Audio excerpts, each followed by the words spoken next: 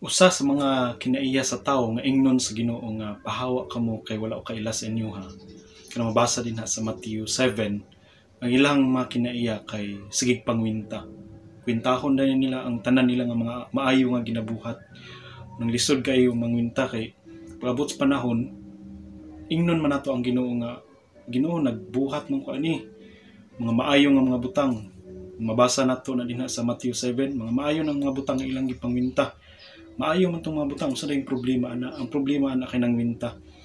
Gibuhat nila aron nga sila maluwas ug naghunaw na sila nga sa ilahang pagbuhat ana maluwas na gid sila ug kana siya nagpasabot nga ang tawo grabe ka selfish para lang sa iyang kaugalingon.